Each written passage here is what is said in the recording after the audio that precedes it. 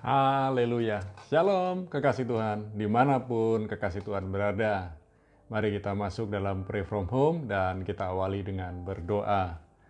Bapa, dalam nama Yesus kami bersyukur dan kami menyadari bahwa tanpa Tuhan kami tidak bisa buat apa-apa. Kami mau belajar dari firman-Mu dan biarlah lewat firman-Mu kami semakin paham, kami semakin mengerti bahwa setiap pilihan dan keputusan kami di hari ini akan memengaruhi kehidupan kami. Terima kasih Tuhan, berbicara kepada kami siap untuk mendengar firman-Mu dalam nama Yesus. Amin. Malam ini saya akan sharing tentang Salomo. Belajar dari Salomo dan perempuan asing. Kita menyadari Salomo mengawali kehidupannya sebagai raja dengan cara yang sangat hebat. Tuhan menampakkan kepada dia 2 kali. Tercatat dalam 1 Raja-Raja yang pasal yang ke-11 ini, ayat yang ke-9 dikatakan, sebab itu Tuhan menunjukkan murkanya kepada Salomo, sebab hatinya telah menyimpang daripada Tuhan Allah Israel, yang telah 2 kali menampakkan diri kepadanya, dan yang telah memerintahkan kepadanya dalam hal ini supaya jangan mengikuti allah-allah lain, tetapi ia tidak berpegang pada yang diperintahkan Tuhan. Ini baru sebagian yang bisa dipelajari dari kehidupan Salomo. Fokus kita malam ini belajar dari 1 Raja-Raja pasal yang ke-11 ayat 1 sampai yang ke-6.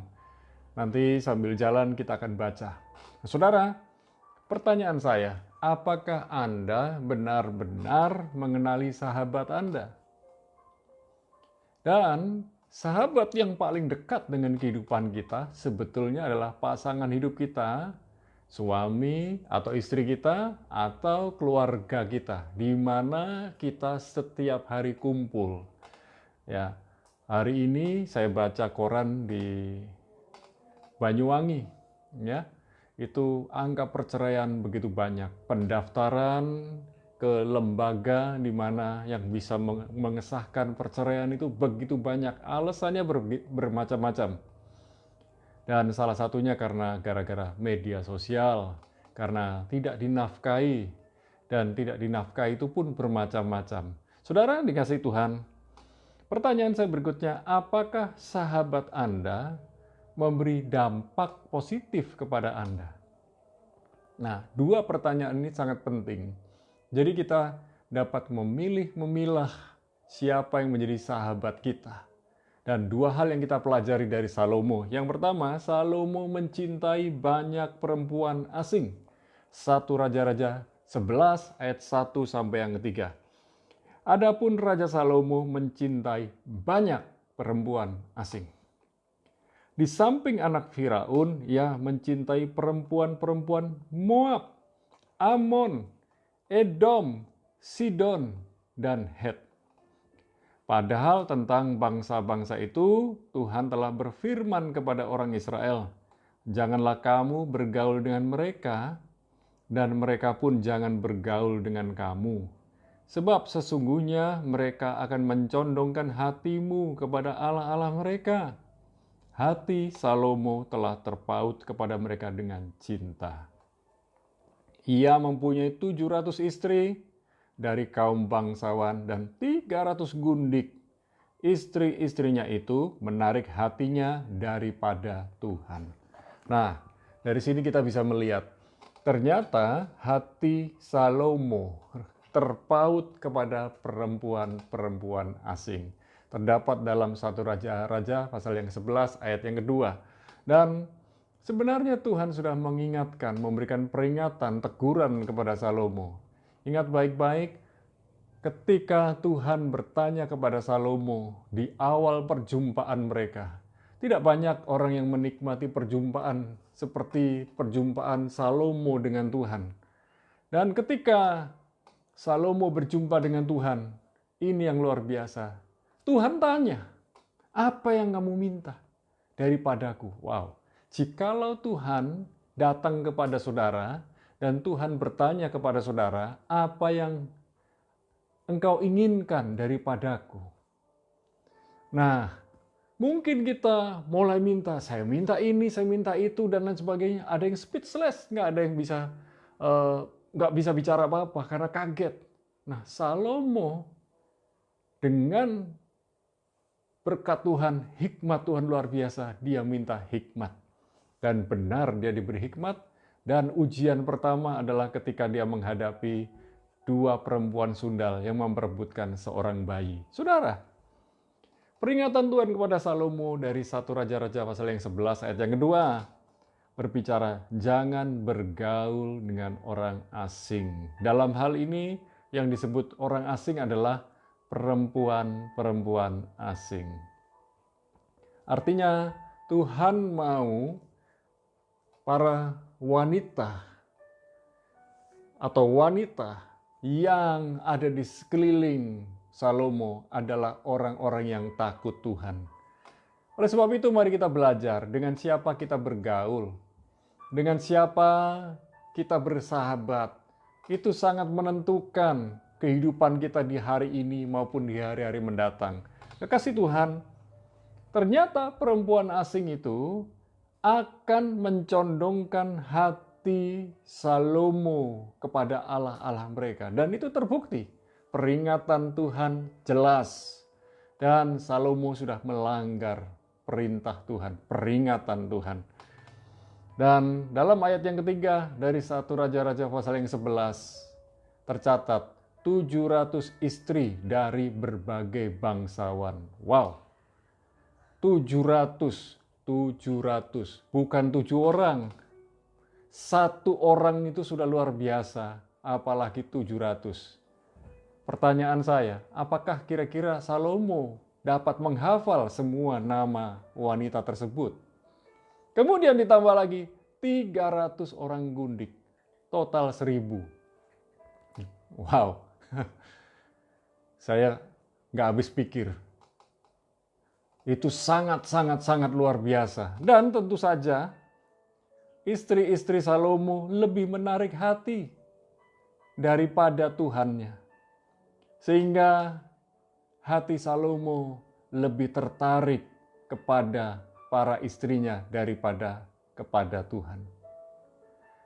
Seharusnya setiap hari Salomo bisa menulis Amsal. Seharusnya setiap hari Salomo bisa menulis tulisan-tulisan yang bagus. Seperti awal-awal kehidupannya. Dan Salomo bisa melakukan kepemimpinan, manajemen yang luar biasa seperti awal-awal kepemimpinannya, di mana sampai Ratu Sheba datang mengagumi apa yang ada di istana, cara pegawai melayani, dan begitu banyak yang bisa kita baca dan pelajari dari kehidupan Salomo. Namun sayang, hati Salomo lebih condong kepada perempuan-perempuan asing. Dan inilah yang pertama, Salomo mencintai perempuan asing. Hal yang kedua, kita bisa belajar, Salomo meninggalkan Tuhan. Mungkin saudara berkata, wah Pak jangan buru-buru ngomong begitu. Nah kita baca 1 Raja-Raja dari 11 sampai yang ke 1 Raja-Raja 11 ayat 4 sampai yang ke-6. Sebab pada waktu Salomo sudah tua, istri-istrinya itu mencondongkan hatinya kepada allah-allah lain, sehingga ia tidak dengan sepenuh hati berpaut kepada Tuhan Allahnya seperti Daud ayahnya. Sangat jauh berbeda. Ya, sangat jauh berbeda antara Daud dengan Salomo. Demikianlah Salomo mengikuti Asitoret, dewi orang Sidon, dan mengikuti Milkom, dewa kejijikan sembahan orang Amon. Dan Salomo melakukan apa yang jahat di mata Tuhan, dan ia tidak dengan sepenuh hati mengikuti Tuhan seperti Daud ayahnya. Selanjutnya saudara bisa baca sendiri. Artinya di sini betul-betul yang namanya Salomo meninggalkan Tuhan. Masa tua Salomo diakhiri dengan kehidupan yang lebih dekat kepada Allah lain daripada Tuhan. Karena hatinya lebih condong kepada para perempuan asing. Saudara, itu jahat di mata Tuhan. Hari ini, mungkin saudara tidak menyembah Allah lain, tetapi saudara lebih mengutamakan hobi, lebih mengutamakan teman-teman, sahabat-sahabat daripada Tuhan. Waktu-waktu saudara beribadah, saudara tinggalkan. Saudara beribadah dan memang betul-betul beribadah di rumah. Namun konsentrasi saudara tidak kepada Tuhan. Karena sambil beribadah secara online, saudara melakukan hal-hal yang lain. Bisa enggak kita sekarang ambil keputusan, saya mau beribadah khusus 1 jam saja. Saya akan sisihkan waktu saya. Kalau ada telepon, kalau bukan hal yang sangat mendesak, saya tidak akan angkat. Saya mau konsentrasi. Bisa enggak kita ini benar-benar menyisihkan waktu kita untuk Tuhan? Itu hal yang simpel. Enggak perlu menyembah patung, enggak perlu meninggalkan Tuhan dengan cara yang lain.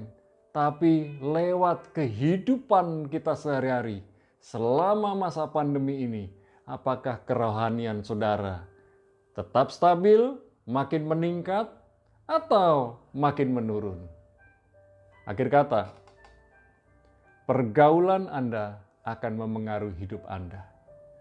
Bisa jadi ada beberapa orang dalam kumpulan-kumpulan tertentu berkata, yuk hari Minggu besok kita datang ke gereja. Ah enggak, aku enggak. Ini masih ada corona. Saudara, kalau nunggu corona selesai, saudara enggak akan pergi ke gereja. Karena corona akan tetap ada. Kita akan bersama-sama, hidup berdampingan dengan corona. Seperti berdampingan dengan penyakit flu, penyakit batuk, dan lain sebagainya. Namun, saya percaya bangsa Indonesia, negeri Indonesia akan mencapai herd immunity dalam waktu beberapa bulan mendatang. Bahkan, Kota Surabaya mencanangkan bulan September ini mereka sudah memiliki herd immunity. Wow, itu kemajuan luar biasa. Saya berharap, seperti Bupati berkata untuk yang di Banyuwangi, nanti bulan Desember, Banyuwangi mencapai herd immunity. Saudara yang dikasih Tuhan, mari kita berdoa. Malam ini kami mau belajar dari Salomo yang mencintai perempuan asing lebih daripada Tuhan. Pertanyaan dalam diri kami masing-masing, apakah kami mencintai hal-hal yang lain lebih daripada Tuhan? Ampuni kami Tuhan. Selama kami masih punya waktu, kami minta ampun.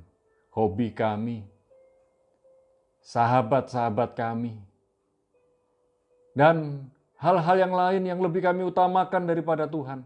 Bahkan ketakutan kami untuk pergi datang ke tempat ibadah membuat kami makin menjauh dari Tuhan. Tanpa kami sadar, kami mulai kering, kami mulai gelisah. Tolong kami Tuhan. Biarlah hati kami yang kering, Kau basahi dengan firman-Mu. Kau basahi dengan teguran-teguran-Mu Tuhan. Biar kami mau berubah. Terima kasih Bapa. Malam ini kami juga berdoa buat saudara-saudari kami yang sedang sakit. Baik yang ada di rumah sakit maupun yang ada di rumah. Kami berdoa Tuhan menjamah kesehatan mereka. Kami juga berdoa buat Pak Slamet. Biarlah makin mengalami kemajuan untuk persendiannya, tulang-tulangnya, otot-ototnya dipulihkan dari sakit stroke. Demikian pula Pak Roni, biarlah penglihatannya makin jelas. Kami berdoa buat Yofi yang habis mengalami operasi. Tuhan memberikan kekuatan, Tuhan memberikan penghiburan, dan biarlah keluarga dan keluarga besarnya sama-sama tetap kuat di dalam Tuhan. Kami berdoa untuk Pak Supadi. Tuhan memberikan kekuatan setelah operasi prostat. dan biarlah ginjalnya dipulihkan pula. Kami menyerahkan keluarga dan keluarga besarnya satu demi satu, takut, hormat, dan gentar kepada Tuhan. Kami menyerahkan Ibu Menok dan Ibu Igut serta keluarga besarnya. Mereka hidup takut, hormat, dan gentar kepada Tuhan, dan satu demi satu anak menantu takut, hormat, dan gentar kepada Tuhan. Pekerjaan mereka, bahkan studi mereka diberkati, ditolong, dituntun oleh Tuhan. Terima kasih Tuhan, kami juga berdoa buat rekan-rekan yang bekerja, yang melayani setiap hari, yang melakukan dengan protokol kesehatan. Kami berdoa, biar pekerjaan dan pelayanan kami semua, Tuhan yang memberkati dan melindungi. Kami menyerahkan para kekasih Tuhan yang ada di Rok Jajak, biarlah setiap kami yang bekerja dan melayani, dengan sungguh-sungguh Tuhan memberi berkat dan perlindungan secara khusus. Dan kami juga berdoa buat keluarga Daniel yang ada di Sentani, biarlah di dalam kehidupan rumah tangga mereka Tuhan turut campur, sehingga pekerjaan yang dilakukannya dapat berhasil dan menyukakan hatinya Tuhan. Terima kasih Bapa. Kami menyerahkan keluarga Alvin Siu yang ada di Selangor, di Malaysia. Kami menyerahkan kehidupan mereka, perlindungan, pembelaan, pertolongan Tuhan, bahkan berkat Tuhan khusus ada pada mereka. Dan biarlah Malaysia segera mengalami kesembuhan dan pemulihan dari COVID-19. Kami juga menyerahkan keluarga Miss Lydia, baik yang ada di Jakarta maupun yang ada di Manado. Semua sehat dan semua dalam berkat perlindungan Tuhan. Kami menyerahkan keluarga Ibu Siana, baik yang ada di Tangerang maupun yang ada di NTT. Kami menyerahkan mereka semua dalam perlindungan Tuhan, dalam tuntunan Tuhan, kesehatan yang prima, dan pekerjaan yang diberkati Tuhan. Dan biarlah satu demi satu keluarga mereka takut, hormat, dan gentar kepada Tuhan. Kami menyerahkan keluarga Haris dan Intan, serta keluarga besar lainnya yang ada di Solo. Biarlah satu demi satu di antara keluarga yang ada di Solo menyerahkan hidupnya kepada Tuhan, cinta Tuhan dengan sungguh-sungguh, berjalan dalam tuntunan Tuhan. Kami juga berdoa buat keluarga Ibu Yuliana yang ada di Bali, biarlah keluarga besarnya semuanya rukun dan takut akan Tuhan. Tak lupa kami berdoa buat Aisinta yang ada di Surabaya bersama keluarga besarnya di berbagai tempat, di berbagai pulau. Kami menyerahkan hidup mereka dalam tangan Tuhan. Dan kami juga berdoa buat kekasih Tuhan yang mengikuti Pray From Home malam ini. Biarlah kami semua menyerahkan hidup kami dalam tangan Tuhan. Tuntunan Tuhan ada pada kami. Kami minta tuntunan-Mu selalu ya Tuhan. Biarlah hikmat-Mu ada pada kami. Dan malam ini kami berdoa buat bangsa Indonesia. Rahmat-Mu, berkat-Mu, perlindungan-Mu, pembelaan-Mu ada buat bangsa negeri Indonesia. Indonesia pasti sembuh, Indonesia pasti sehat, Indonesia pasti pulih kembali, dan biarlah proses vaksinasi dapat berlipat ganda di bulan September ini dan bulan-bulan berikutnya, sehingga bangsa Indonesia makin menikmati pemulihan yang datang dari Tuhan. Terima kasih Bapa. Kami menyerahkan kekasih Tuhan yang ada di luar negeri, saudara-saudari kami, biarlah mereka semua mengalami perlindungan dari Tuhan. Malam ini ya Tuhan, kami mau beristirahat, menikmati waktu bersama dengan keluarga kami. Kami mengangkat kedua belah tangan kami, turunkan berkat-Mu, perlindungan-Mu, pembelaan-Mu, dan penyertaan-Mu selalu buat kami. Di dalam nama Bapa, Putra, dan Roh Kudus, di dalam nama Yesus kami bersyukur dan berdoa sama-sama katakan, amin. Tetap percaya, Tuhan kekuatan dan penghiburan kita. Tuhan Yesus memberkati.